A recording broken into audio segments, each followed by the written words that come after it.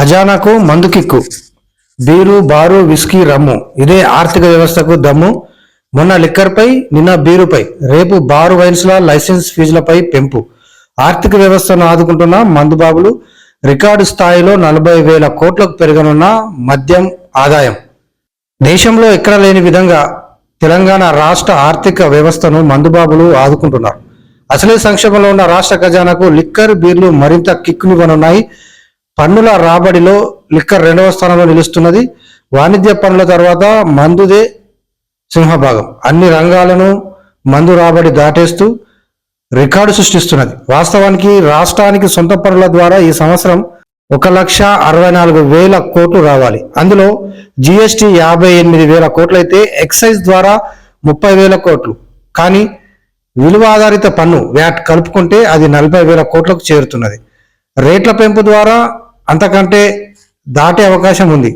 గత ఏడాది 2023-2024లో ఇది 36,000 కోట్ల వరకు వ్యాట్ కలుపుకొని ఆదాయం వచ్చింది. గతంలో ఎన్నికలు కూడా దీని మీద ప్రభావం చూపాయి. కానీ ఈసారి జిఎస్టితో పాటు మందు రాబడి పోటీపడి ముందుకు పోతున్నది. రిజిస్ట్రేషన్లు, పన్నేతర ఆదాయాలు తగ్గిన క్రమంలో ఖజానాకు బీరు బారే దిక్కయింది. లిక్కర్ వినియోగంలో తెలంగాణ, ఏపీలు అగ్రస్థానంలో ఉన్నాయని గణాంకాలు చెబుతున్నాయి. ఒక రాష్ట్ర బడ్జెట్లో దాదాపు 30% రాబడి కేవలం లిక్కర్, బీరు ద్వారా రాబట్టడంలో తెలంగాణ ఒక రకంగా రికార్డును సృష్టిస్తున్నది. సంక్షేమ పథకాలకు డబ్బుల కోసం రాష్ట్ర ప్రభుత్వాలు రకరకాలుగా వైన్ షాపులను, బార్ షాపులను ప్రోత్సహిస్తూ మందు ప్రియుల జేబులకు చిల్లులు పెడుతున్నాయి. రిజిస్ట్రేషన్ ఛార్జీలను, భూమి విలువను పెంచడానికి అనువైన వాతావరణం ప్రస్తుతం లేదు.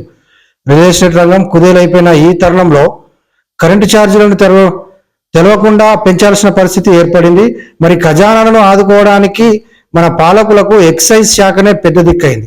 భూముల విలువ పెంచడం ద్వారా రాబడిని సమకూర్చుకోవాలనుకున్నప్పటికీ రియల్ ఎస్టేట్లో అనుకూల పరిస్థితులు లేని కారణంగా ప్రభుత్వం వెనక్కి తగ్గింది. ఇదే ప్రభుత్వం అధికారంలోకి రాగానే లిక్కర్ ధరలను 20% పెంచింది. ఇప్పుడు అన్ని రకాల ప్రీమియంలు, బీర్లపై ధరలను 15% నుంచి 20% పెంచారు. ఇక ఈ ఎండాకాలం చల్లని బీరు ముట్టుకుంటే షాక్ కొట్టే పరిస్థితి ఏర్పడింది. ఈసారి రాష్ట్ర సొంత పన్నుల రాబడి అంటే 1,64,000 కోట్ల రూపాయలలో ఇప్పటి వరకు 65% వరకు మాత్రమే వసూలైంది. స్టాంపులు, రిజిస్ట్రేషన్ల ఆదాయంలో 3,000 కోట్ల కోత పడింది. ఎక్సైజ్ ఆదాయం మాత్రం అంతకు అంత పెరుగుతూనే ఉంది. ఇక పన్నేతర రాబడి 30,000 కోట్ల రూపాయలుంటే కేవలం 20% మాత్రమే వసూలైంది. ఇక భారమంతా మందు ప్రియులపైనే వేయాల్సి వస్తోంది. బడ్జెట్లో మద్యం ఆదాయాన్ని పెంచి చూపే ప్రభుత్వం మరోవైపు మేము ధరలు పెంచుతున్నది లిక్కర్ వినియోగాన్ని తగ్గించడానికి అనే ప్రచారం చేసుకుంటున్నది. కరెంటు ఛార్జీలు, రిజిస్ట్రేషన్ ఛార్జీలు పెంచితే ప్రజల నుంచి వ్యతిరేకత వస్తుంది. కానీ ఈ మద్యం పెంపును సమర్థించుకోవచ్చని పాలకుల ఉద్దేశంగా ఉంది.